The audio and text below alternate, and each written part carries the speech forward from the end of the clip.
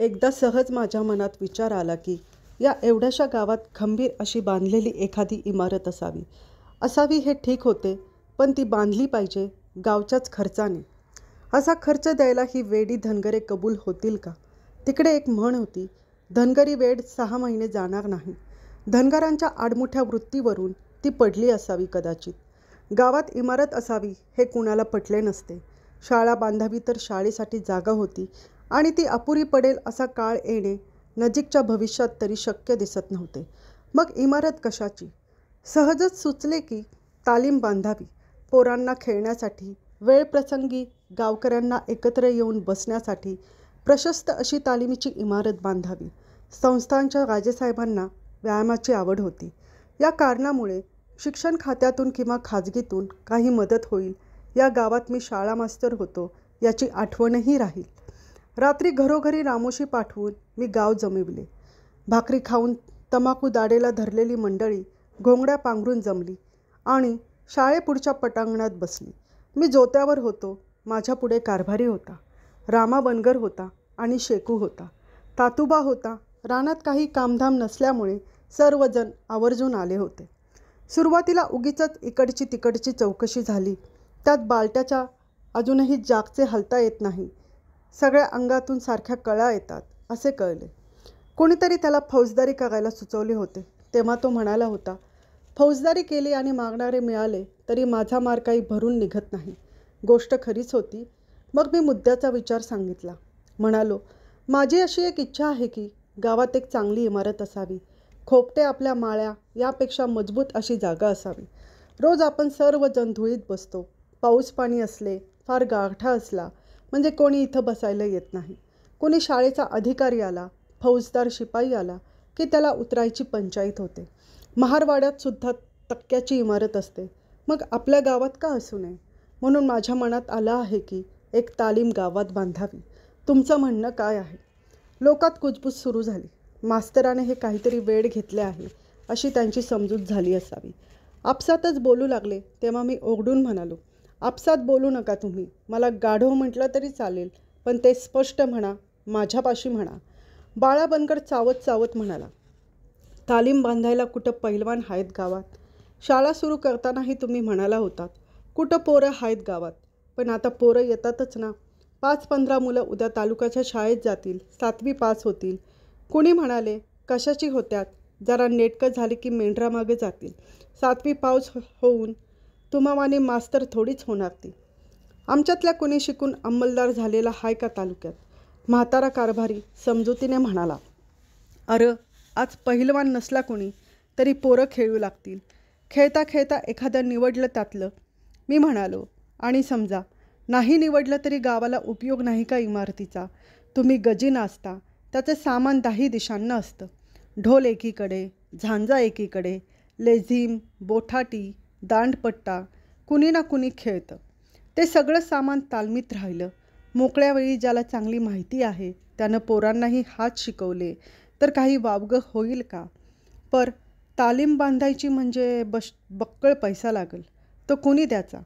गावानं वर्गणी करावी. घरटी 10-20 रुपये द्यावेत. आहेत कुणापाशी? पुष्कळ्यांच्या पाशी आहेत. मला ठाऊक आहे. मी म्हणालो, त्यांच्यापाशी नसतील तर त्यांनी रोजगार करून द्यावा. गाडी बैलं द्यावीत. आपल्या रानातली झाडं द्यावीत. जर सगळ्या वाडीनं मनावर घेतलं तर एक 10 खणी इमारत बोल बोल म्हणता येईल. मी बोललो, पण हा विचार काही कुणाला फारसा पटला नाही. उघड विरोध करणे कुणाला जमले नाही. इमारत अर्धी राहील, उगीच सोंग होईल असे बहुतेकांचे मत झाले. पण मी गप्पच राहील नाही. नानापरींनी ही गोष्ट त्यांना सांगत राहिलो. गावातले वृद्ध लोक मी पुन्हा जमवले आणि त्यांच्याशी विचारविनिमय केला. ठिकठिकाणच्या गावांनी शाळा कशा बांधल्या आहेत, सरकारने त्यांची वाहवा कशी केली आहे, त्या गावांची नावे किती पुढे आली आहेत, हे सर्व मी त्यांना सांगितले आणि त्यांच्याकडून होकार घेतला. ही माणसे तयार झाली तेव्हा साहजिकच गाव तयार झाले. एकाने करूया म्हणताच सर्वांनी करूया म्हटले. घरटी 10-10 रुपये देण्याचे लोकांनी मानले. ज्यांची बैले होती, गाड्या होत्या, त्यांनी श्रम देण्याचे पत्करले. या 4-6 महिन्यात इमारत उभी करायची, राजेसाहेबांना आणून तिचे उद्घाटन करायचे हे पक्के झाले. कधीही न आलेला राजा मास्तराच्या करामतीमुळे आणि गावच्या एकजुटीने या धनगराच्या गावी येणार ही कल्पनाच लोकांना फार उत्साही करू लागली.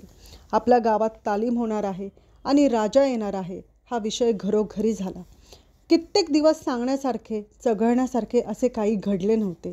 ते लवकरच घडणार होते. लोकांनी तत्परतेने म्हाताऱ्या कारभाऱ्यापाशी आपल्यावर बसलेली वर्गणी आणून दिली. मी मदतीसाठी सरकारात अर्ज केला. गवंडी सुतार बघण्याचे काम सुरू झाले.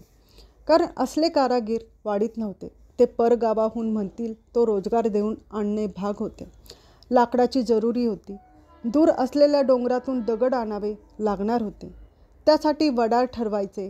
त्यांनी तिथे दगड पाडायचे. ते गावात आपण गाड्या जुंपून आणायचे. मग गवंड्यांनी ते घडवायचे. घर बघावं बांधून म्हणतात ते काही खोटे नाही. खेड्यात साध्या गोष्टीने अडते. इतके क्षुल्लक कारण बांधकाम लांबायला पुरते की विचारू सोय नाही. अशी जय्यत तयारी सुरू झाली आणि मग जागा निश्चित करावी असे वाटले. माझी कल्पना होती की जागा काय कुठेही मिळेल. पण प्रत्यक्ष बघायला गेलो तेव्हा तालमीला योग्य अशी जागा आढळेना. गावात पण सर्वांना सोयीची पडेल अशी एक जागा मला आढळली. पण त्या जागी पडझड झालेले एक 4 खणी घर होते आणि त्याला कुलूप होते. मनोमनी ती जागा मी नक्की केली आणि रात्री मंडळीला सांगितली. कारभारी म्हणाला, पर ते घर दुसऱ्याचा हाय गा. मी विचारले कुणाचं. वाणी होता एक परगावचा आलेला. तो राहत होता इथं. त्यानंच हे घर बांधलं. तो आता कुठं आहे? विकत मागू त्याला आपण, मी म्हणालो. माझ्या या बोलण्यावर लोक हसले. कोणीसा खुलासा केला. वाणी मेला. च्या बिडीपायी वंश खंड झाला. आणि मग मला त्या जागेच्या मालकाची हकीकत लोकांनी सांगितली. खरोखरच वाणी चहा बिडीपायी मेला होता. दारूपायी, बाईपायी, जुगारापायी घरादाराचा सत्यानाश झालेली उदाहरणे आहेत. पण चहा बिडीसारखे मामूली व्यसन करून सध्या वाणी कसा मेला याचे कसे वाटोळे झाले. हा वाणी जेवत खात नसेच म्हणे. तो आपला सारखा कडक चहा करून घेई. सारखी विडी घे. घरात त्याची म्हातारी होती. तिने पुष्कळ सांगून पाहिले पण पोराने ऐकले नाही. उद्योगधंदा काहीही न करता तो तासाला चहा घेई आणि 5-5 मिनिटाला विडी ओढी. बरे, हेही एकटाच बसून करी असे नाही. आसपासच्या लोकांना तो आग्रहाने बोलावून आणि 10-20 माणसे गोळा झाली म्हणजे हंडाभर चहा करी आणि तांब्या पितळीतून त्यांना प्यायला लावी. विड्यांची बंडले त्यांच्यापुढे फेकी. लोकांना काय फुकट मिळाले तर ते विषसुद्धा घेतील. सध्या बोलवायचा. लोक जायचे. चहा पिडून विड्या ओढून मागे त्याच्याविषयी बोलायचे. निव्वळ भंक हाय वाणी. अशानं भिकारी होऊन बसल. पण सध्याला त्याचे कधी काही वाटले नाही. तो दानशूरच झाला होता. वर्षानुवर्षे असा कार्यक्रम चालू होता. हळूहळू जवळची बापजाद्यांनी ठेवलेली पुंजी संपली. मग सध्याने दावणीच्या सुरेख गायी मोडल्या. जमिनीतला तुकडा विकला. हळूहळू त्याने जवळचे मोडून चहा प्यायला सुरुवात केली. आणि एके दिवशी विकण्यासारखे त्याच्यापाशी काही एक राहिले नाही. पूर्वी चांगला तालीमबाज सशक्त असलेला वाणी पाप्याच्या पित्रासारखा झाला. धुराधुराने त्याच्या छातीचे सहाणे झाले. चहाने भूक मेली. खोकला दमा झाला. म्हातारी मरून गेली. सदा एकटा उरला. काम करून काही मिळवण्याचे त्राण त्याच्यापाशी राहिले नाहीत. घराच्या पडवीत तो उगीच बसून राही आणि येणाऱ्या जाणाऱ्याला हाक मारून त्याच्याकडून विडी मागून घेई. गावातल्या म्हाताऱ्या बायका कणव येऊन त्याला गुळाचा चहा पाजत. अशा अवस्थेत सध्या काही दिवस जगला आणि एके दिवशी लूतभऱ्या कुत्र्यासारखा मरून गेला. सध्याची ही विलक्षण हकीकत मी ऐकून घेतली आणि म्हटले, म्हणजे या जागेला आता कोणी वारस उरलेला नाही. मग तालीमसाठी ती जागा गावाला घ्यायला काहीच हरकत नाही. पण याही गोष्टीला कोणी तयार होईना. वाण्याची जागा कशी घ्यावी म्हणून तो गप राहू लागला. मी पुन्हा सांगून पाहिले. ती जागा पाडून साफ केली म्हणजे आखणी करायला बरे पडेल असे म्हणून पाहिले. पण कोणी लक्ष देईना. मग मीच एक दिवस शाळेच्या पोरांसहित गेलो आणि त्या घराच्या ढासळल्या भिंती उलगडायच्या सुरुवात केली. वानरसेना कामाला लागली. कुदळ फावडी गोळा करून पोरे वाण्याचे पडके घर हलवू लागले. मास्तर हातात कुदळ घेऊन घर पाडू लागताच मग गावातली लोकही आले. पहिली कुदळ मारल्यावर सगळे पाप माझ्या माथी आले होते. पापाचा धनी मी झालो होतो. इतरांना आता धोका नव्हता. गावातली बरीच माणसे गोळा झाली आणि घर साफ झाले. 4-6 दिवस गेले आणि त्या जागी माण्याचे घर होते याचा मागमूसही उरला नाही. मग झाडे गोळा करण्याची मोहीम सुरू झाली. गावातले 2-4 जबाबदार लोक बरोबर घेऊन मी शेतमळे हिंडू लागलो. ज्यांच्या त्यांच्या रानात इमारतीला योग्य असे लिंब होते त्यांनी ते खळखळ करून का होईना पण द्यायला सुरुवात केली. त्यात पुष्कळ वेळ चांगले नसलेले आतून पोखरलेले झाडच मालक दाखवी. त्यावरून त्याच्याशी हुज्जत घालावी लागे. माझा जीव कावून जाई. मी काही माझ्या घरासाठी लाकूड मागत नव्हतो, तरी पण लोकांना झाडे सोडवत नव्हती. काही खुशीने देणारेही भेटले नाही असे नाही, पण जिकीर झाली. झाड दिले की मग माणसं नेऊन ते पाडायचे, तोडायचे, कुणाच्या तरी गाडी बघायची, कुणाचे तरी बैल आणायचे, ते लाकूड आणून शाळेपाशी टाकायचे, सुताराच्या ताब्यात द्यायचे. असे चालू झाले. वेळेवर माणसे मिळायची नाहीत, गाडी बैल मिळायचे नाहीत. त्यासाठी कावणे, अजिजी करणे, दम भरणे हेही करावे लागे. असे सगळे अति झाले म्हणजे मी कारभाऱ्याला म्हणे, बाबा पुरी झाली तालीम, मी जातो रजा काढून. तुमची तुम्ही बांधा, नाहीतर नका बांधू. तुम्हा कुणाला जरुरी नाही तर मी उगाच का रक्त आटवू. कारभारी माझी समजूत काढी. लेकरा, तू गेल्यावर कुठली र इमारत? केला एवढा आटापिटा पाण्यात जाईल. लाकडं कुसतील, दगडं पाडली ती लोक उचलतील. अरे इमारत बांधायची म्हणजे सोपं नाही. तराच व्हायचाच. 10 जणांचं काम म्हणजे त्यात मारकी आलीच. आता पत्करायचं ते कडेला नेऊया. पण मी काय ते मध्येच सोडणार होतो? छे, शक्यच नव्हते. आता तालिमीची इमारत म्हणजे माझ्या स्वतःच्या यशापयशाची बाब होऊन राहिली होती.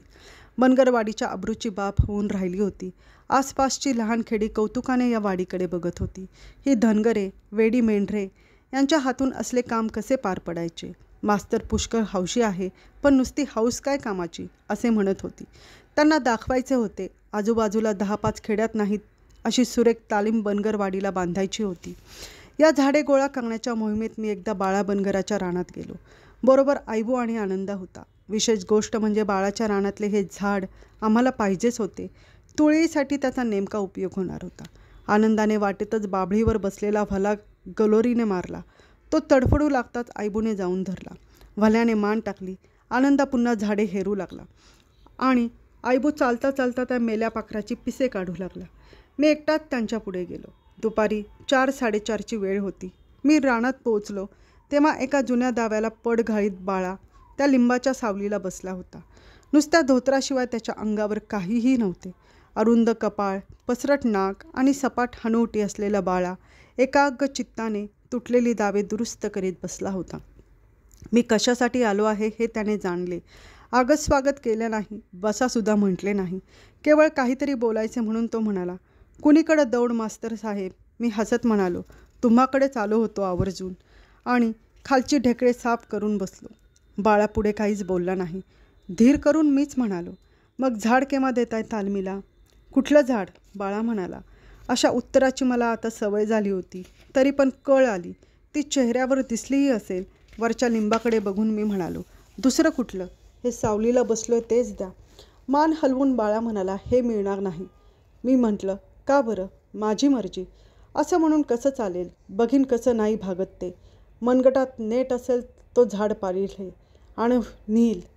बळजबरीनं न्यायचा प्रश्नच नाही. हा खुशीचा मामला आहे. माझी खुशी नाही. मला गाव नको आणि तालिंबी नको. एवढं एक झाड हाय सावलीला माझ्या रानात. माझी गुरंढोरं, मुलं माणसं सावलीला बसतात घटकाभर. ते तुम्ही नेता. मी देणार नाही. झाडावर कुऱ्हाड घालायच्या अगोदर माझ्या नरड्यावर घाला आणि मग खुशाल न्या. बाळा बनगर म्हणाला. बरं आहे. एवढेच म्हणून मी उठलो आणि गावाकडे चालू लागलो. वाटेत आईबूनी आनंदा भेटले. मिळालं का झाड मास्तर बाळाचं? मी म्हणालो, नाही. तो म्हणतो, आधी कुऱ्हाड माझ्या गळ्यावर चालवा आणि मग झाडावर. त्यानंतर कारभारी, रामा, आणखी 4-4 जण मिळून आम्ही बाळाकडे गेलो.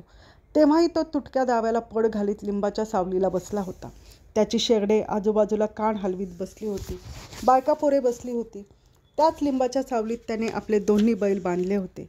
त्याचा धनगरी कुत्राही अंगाचे वेटोळे करून बसला होता.